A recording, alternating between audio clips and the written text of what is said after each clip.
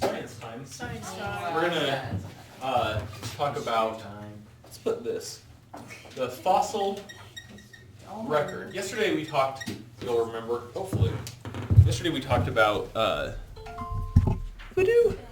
Yesterday we talked about fossils themselves and how they're formed. Today we're talking about, I've titled it fossil record, but effectively we're talking about how fossils are used, why they're useful, that type of thing. Fossils are cool. Well, I think fossils are cool. You might agree. Hopefully you agree. Fossils is dope. That's what Cyrus wants us to know.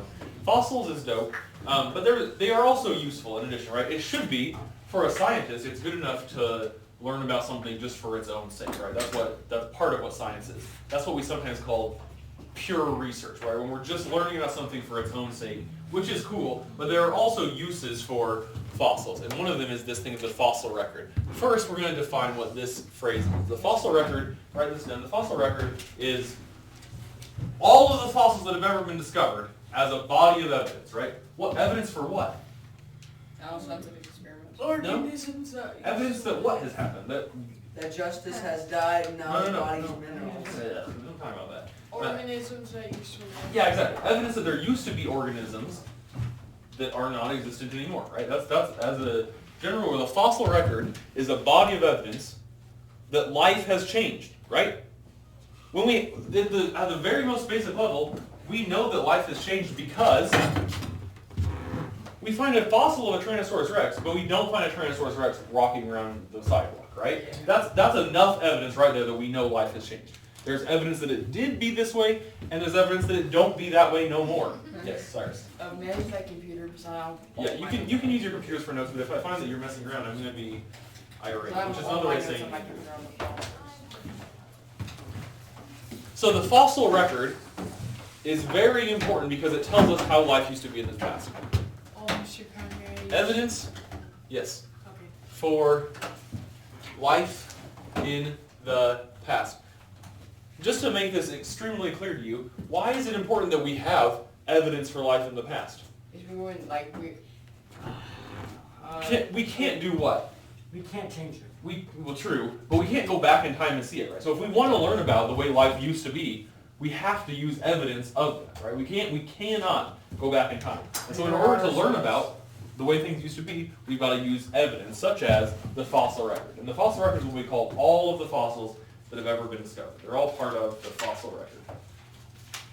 We couple the fossil record with these, I'm going to call them principles of relative age dating. These are sometimes called after a man that your book talks about just barely, called Nicholas Steno. They're sometimes called Steno's principles. This is one of, I love fossils. That I was telling you that's one of my favorite lessons to teach. This is like probably my second favorite lesson to teach. I love talking about Steno's principles, which are called the principles of relative age dating. A.K. Porad. A.K. Porad. Principles of relative age dating. That's I'm gonna write that, Justice. That's really good. Porad. Principles of relative age dating. Before we talk about the actual principles themselves, what is relative age dating? That's when you got a cute cousin at the family reunion and you're like, how old are you, girl? Oh, no. Yeah, that's Relative age dating. Yeah, No. that's That's what it isn't. But when we're talking about dating, not in like the social interaction aspect, dating here meaning probably what? Like the age. Yeah. How old it is. Yep. How old it is. That's this age dating. And when I say relative, this is so important, okay? You need to write this down. Relative means comparing as opposed to telling the actual number. So the example I always use is that when we're talking about relative ages, we might say, Mr. Kime, Hi. that's me. Mr. Kime is older than Angie, right? That's relative age. Okay, relative age means that we're comparing two ages. Mr. Kime is older than Angie. I'm not saying Mr. Kime is 29 and Angie is, what, 13? Are you 14. 14. Right, that would be something different. That would be called absolute age. So we're going to write that down too. So relative age dating is when we compare two things. And that's as opposed to absolute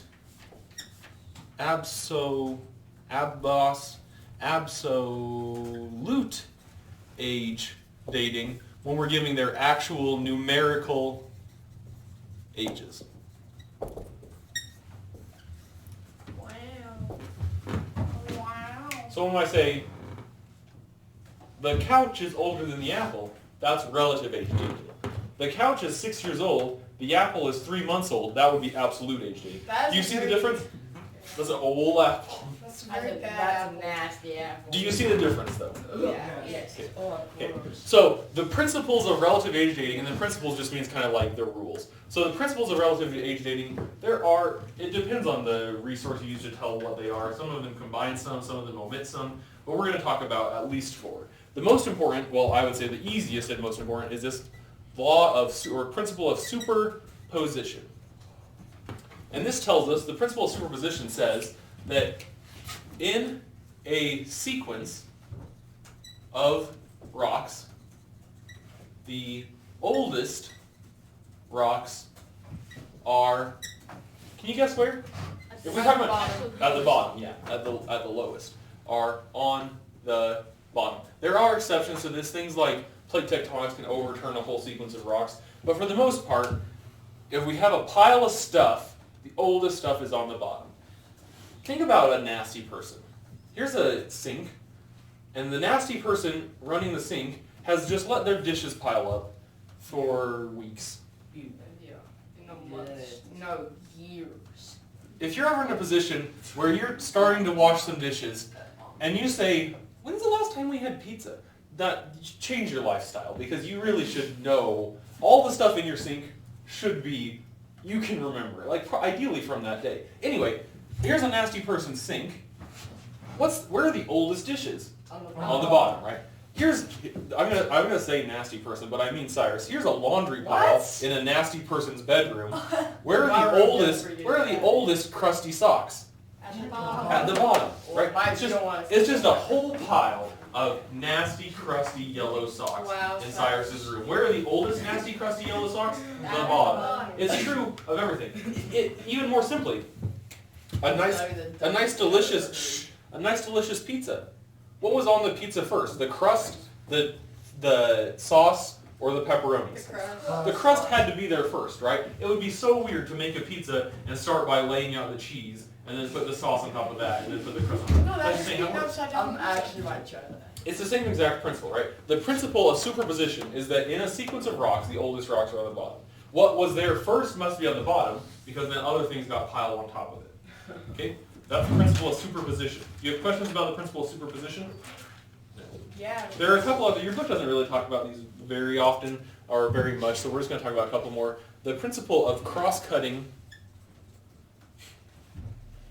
relationships. Wow. We had something at the beginning of the year, we talked about cross-cutting concepts, which we use in science to tell about these concepts we use in science that are across all the disciplines. Astronomy, biology, physics, all of them have the ideas of cross-cutting concepts, which were scale, proportion, and quantity, system models, energy and matter, structure and function, stability and change, cause and effect, and patterns, right? Those are concepts that cut across all the layers of science, right? In the same way, in a physical sense, if we have a rock, if we have a layer of rock, and there's some object, a piece of rock or a fault or something, cutting across them, what was there first? The rocks or the thing that cuts across? The rocks. The rocks had to be there first. The principle of cross-cutting relationships is if a feature cuts across rock layers, the layers were there first. What happened first? The stack of pancakes or the knife cutting through the stack of pancakes? The stack of pancakes had to be there first, right? The knife can't cut through anything if there ain't nothing there. Oh, what if the knife was there before? The knife itself was probably existed before. We're talking about the act of the knife cutting. Yes. Mr. Kime, I have a question for you. What's yours? So, the principle of superposition. Can you, move over so I can finish reading it? In a sequence of rules, the Oh, old... a sequence of rocks. Oh, that makes more sense. Yes. Oh, I'm sorry. rename PC teacher and teacher of the month. I'm sorry, what? Where were you ever named PC? No. Yes, yes. What do you need though? Do you have a specific question other than that? Cross-cutting relationships. We talked about that. The third is this principle of original horizontality. And then I'm going to talk about that at the same time as number 4, which is Original. lateral continuity. Original what? Continuity. These both, they're kind of self-explanatory if you know what the words mean. What's horizontality? That's kind of a long word. It's What's it like called? this way. Yeah, it means how they're laying horizontally, right? And if it says original horizontality, that probably means, and I'm going to tell you exactly what it means. Original horizontality is that a layer of rocks is originally horizontal. Like when it was first laid down, it's horizontal. Yeah.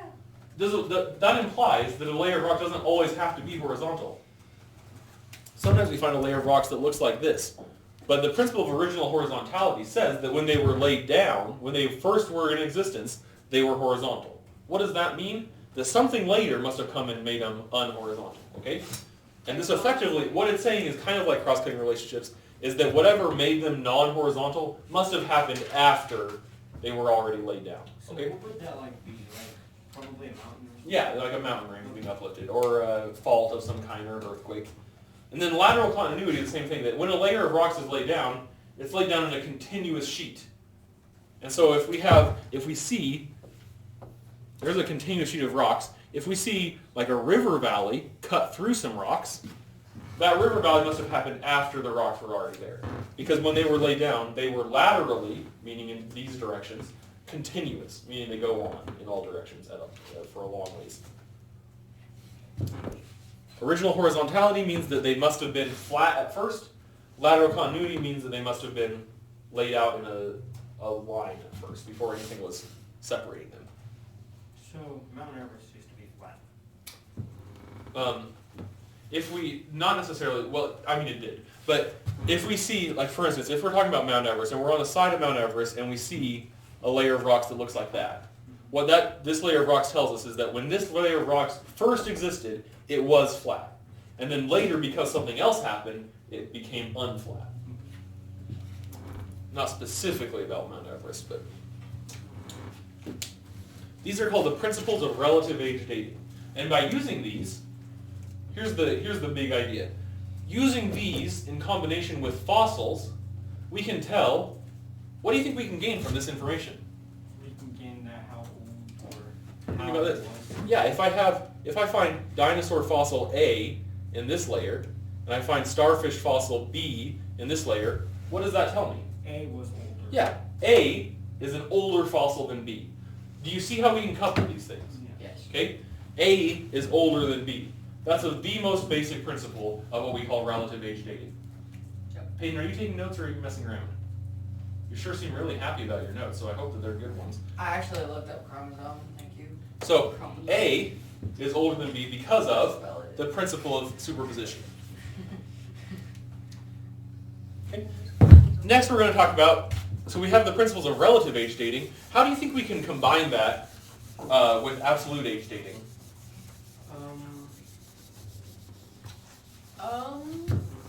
Well, think about our example of A and B together, right? We know that A is older than B. Yeah. How can we use absolute age dating, that is, the numerical ages, to tell, yeah, There's like, you can age stuff around it for like carbon or exactly. If we can date A, if we know that A, for instance, is 85 million years old, what does that tell us about B? That B is not so He's far not away. old. Yeah, we know that B, we don't necessarily know its exact numerical age, but we know it's less than what? Less than A.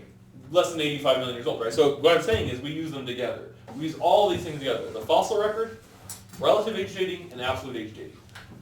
Even if we can't numerically date B, we can know that it's less than 85 because we numerically dated A. Okay? Is that like the... I was thinking of the you know, like the music chart where it goes like A, B, and then like whatever, one of the notes. Yeah. What do you have a question about? Oh, okay. Never mind. In absolute age dating, we're trying to determine the actual age in years. Actual age in years of a rock layer or fossil. The main way to do this is through something called radiometric dating. In fact, I'm fairly certain the only way I know of to determine the absolute age. There are a couple more that are kind of, for instance, we can use tree rings. We know that trees generally have a new ring for every year. That's good for little tiny periods of time, but it's not good for very long periods of time because trees don't live millions of years. So we use something called radiometric dating, and this works on the principle that many of these elements, many of these elements are radioactive, and over time they change from one element to another. So we can say element X changes over time to element Y. And we know that the process, we can determine that X changing to Y takes, I don't know, maybe we'll say, 20 years. Let's make it a little longer. We'll say that this takes 40,000 years. That's not uncommon. 40,000 years. Then, if we find a rock that has both X and Y in it, the trouble with my handwriting is the X's and Y's look quite the same. Anyway, if we find that it takes 40,000 years to turn half of X to Y, 1/2 X to Y, this is called the half-life. You read about half-life in your book, and it's given the Greek letter lambda. Wait a second, we had lambda before. What was lambda before? It was in the wavelength. Yeah, wavelength. Why are you watching all the time? Okay, so half-life is abbreviated to lambda just like wavelength was, but now we use it for half-life. And half-life is defined as the time it takes for half the parent isotope to decay into the daughter isotope. We're going to talk about these two phrases in a second. The half-life is defined as the amount of time it takes for half the parent isotope to decay into the daughter isotope. Wow, half-life, just like that one game. It's always daughter. It's always daughter. Girls are better. So why do you always name your, like, a boat a her? You never say, ooh, look at that nice boat. There she is. Like, you say, there she is, like, there he is. Like, Yeah. it's, what, This is not the point of this class, Cyrus, but it's just customary. I think probably to make the sailors feel less lonely because there weren't girls allowed on the boat. So like, I guess they'll fall in love with the boat itself. And they're more comfortable with that if the boat's a girl. I don't know. I really don't know the answer, and like I said, that's not the point of the class. But the half-life I am worried about, Cyrus. The half-life is how long, what kind of units do you think we measure half-life in? Like Lambda. No. Time units. What are some time units? Seconds. Seconds? Minutes. Minutes?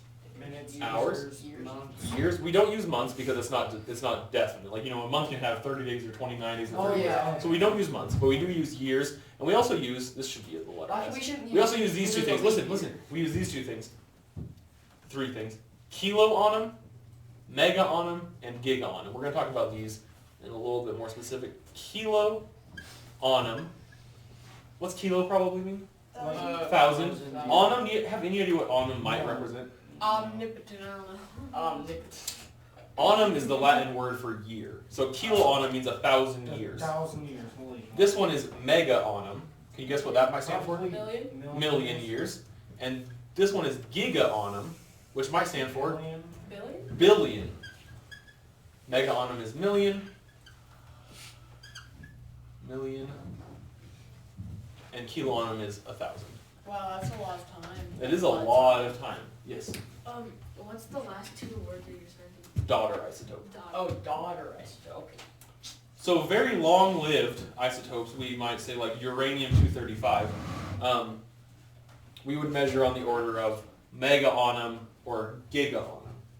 And by measuring the amount of, I'm going to make all my y's pink for this. By measuring the amount of y's to x's, if we know, for instance, if we find that it's 50% x and 50% y, how much time has passed? If it's half x and half y, one half-life, right? One half-life. We don't know what the half-life of this thing is. Oh, we actually do. I wrote it 40,000. Yeah, I know. So we know that 40,000 years have passed. What about if it's 25% x? Oh, sorry, that should be black. 25% x and 75% y. Then it would be. How many half-lives have passed? Well, it halved once, then it halved again, so how many half-lives have passed? 2, so how much time? 20,000. No? No, 40,000.